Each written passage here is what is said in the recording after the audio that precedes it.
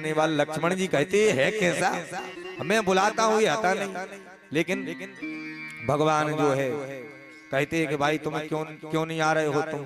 कहा राम जी तुम्हें उतारने से समस्या नहीं है, मैं उतार दूंगा, लेकिन आपके चरणों की रज से मुझे समस्या है। आपकी जो चरणों में रज लगी है, और जब तक आप कहोगे नहीं कि केवट कठोता में जल भर के लेके आओ और मेरे दोनों चरण पाद प्रक्षालन करो, तब तक मैं आने वाला नहीं हूं। भगवान भी हंसे कि भाई ऐसा भी कोई होता है क्या। भगवान ने कहा चलो ठीक है, कठोता में लेके आओ। और गंगा जल को पानी मानता है क्यों? अच्छा पानी भर के लाया कठोता में।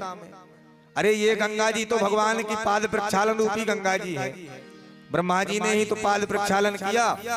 तो ये गंगा जी तो वही गंगा जी है, भगवान का चरणोदक। और एक बार चरण धुल जाए तो दूसरी बार चरण धोना चाहिए क्या? इसलिए वो अपने गांव से जल पानी भर के लेके आया कठोता में। और फिर भगवान से कहता है कि अब मैं तुम्हारे चरण धोऊंगा। और भगवान का एक चरण धोता, फिर दूसरा चरण नीचे रखता, फिर दूसरा धोता, फिर एक रखता। ऐसे कई बार हो गया महाराज। अब तो गजब लक्ष्मण जी ने कहा कि यहीं अगर तुम चरण धुलवाते रहे तो 14 साल ही निकल जाने तुम्हारे। राम जी ने कही कि भाई केवट ये क्या व्यवस्था है तुम्हारी, कितनी बार धो रहे हो? भगवान ने कही कि भाई इसने मन्नत मांगी होगी कि 21 बार धोना, 51 बार धोना। अब ये ऐसे तुम धोते रहे तो सालें पूरी हमारी तय निकल जाएंगे कि भक्त पूरे बैठे रहे। केवट ने कही कि हमें आपसे कोनो समस्या नहीं है, आपके चरणों के रज से समस्या है। तो भगवान ने कही कि बात तो लगता ही रहे भैया, केवट चरण के लाने तुम धरती पे धरो और रज लगे। तो भगवान से केवट ने कही कि आप 2 ही चरण ही कठोता में रखें। भगवान ने कही कि हम गिरे हैं तो को साध है। केवट ने कही कि गिरे हो अगर तुम तो हमारे सिर पे हाथ धर लीजिए।